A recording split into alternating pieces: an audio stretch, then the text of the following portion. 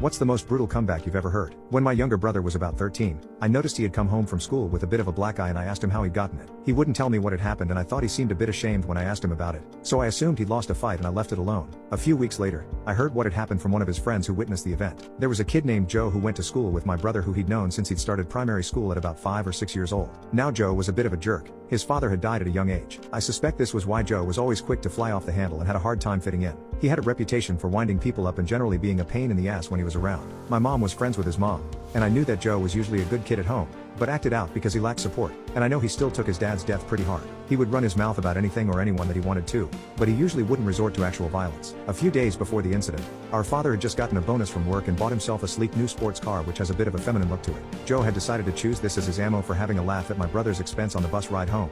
Joe said, "Hey, does your dad do his nails and style his hair? He's driving a girl's car." My brother replied with, "What does your dad drive? A coffin?" When I asked my brother about why he lost the fight,